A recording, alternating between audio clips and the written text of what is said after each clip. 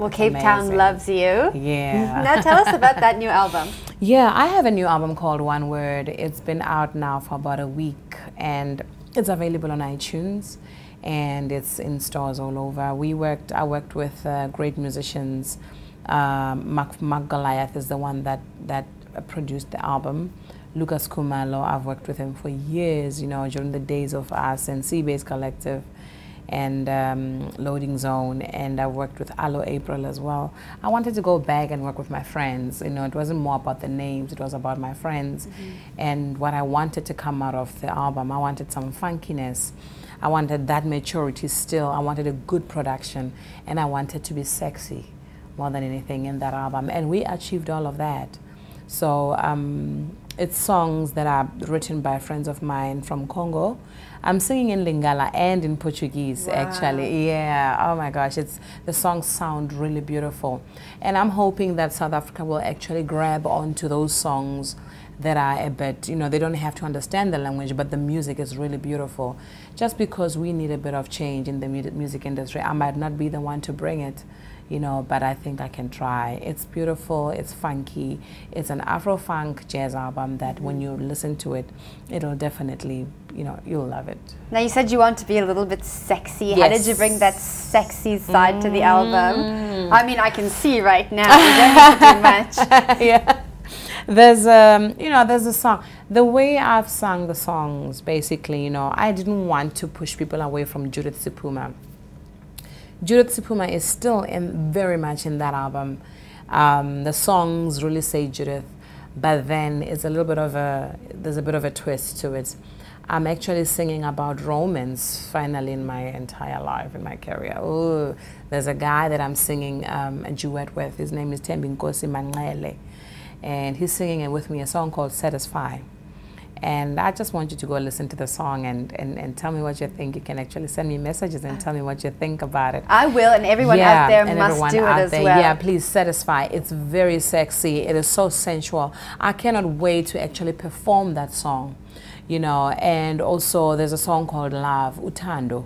It's track 2. It is beautiful. It just talks about this woman who has hope, and she believes that this man is hers.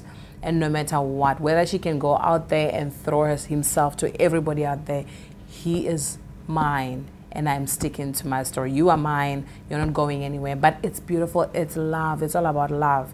And it'll encourage those people out there that always give up on love to say, you know what, keep fighting on, keep fighing on. What a great message. Yeah. Now you say that you're finally singing about romance in your career. Why now? You know what? I think I found love in a sense that for so many years, you know, you keep recording albums and you keep singing about love, but you don't really understand what you're singing about. It becomes just words. And there's a moment where, I mean, I had a 4-year break between my last jazz album into this one. When I did the 5th album, I think this is my 6th studio album. My 5th album, I think I kind of like got frustrated because I was like, what do I sing about now? But then I decided I'm going to travel the world and go back to me, you know, tap back into me. And I started loving myself a whole lot more. I started wanting myself to look, I wanted to look better. I wanted to feel good about myself, and I didn't want anyone to be responsible for that. I wanted to be the one filled with this much love that when I'm standing up, then I'm saying, I want to feel it, I want to see it, I want to know it. You know, people give me love, but did I have enough love? You know, but this is for me. When I went to Switzerland, I just decided to take a two-week holiday, and I went there by myself, and it was the most beautiful thing I'd ever done. And it was awesome. And then I took another trip to Italy, Spain, and France, and all these places.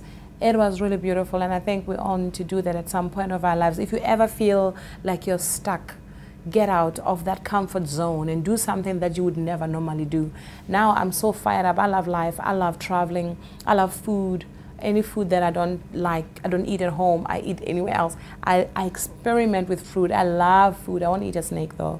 Or something like that. No, is that the only thing you won't eat? A rat, a snake, a frog. Oh dear Lord, help me. A frog, I cannot have a frog. Were you offered frog? Did you say you went to France as well? Did you go to France? I went to France, yeah. I went to Toulon, yeah. Did they offer you any frogs legs? No, they didn't.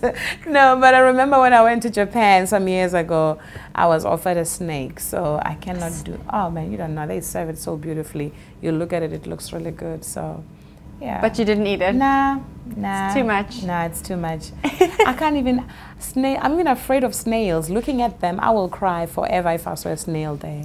I'll possibly collapse. A snail and a frog. Oh, I shouldn't say this publicly because people are going to be throwing snakes at me. And no. Snails. I will. Ooh, no.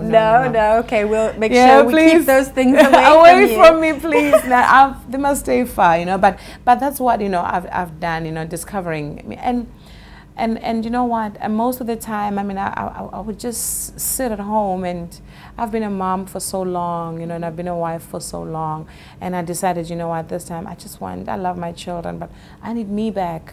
Yeah. I don't know what it's like to be a teenager. I don't know what it's like to be alone, you know. So being alone there meant that I'm going to discover exactly who I am, so that when I get home, I can give that love. And that's what's been happening lately. It's beautiful.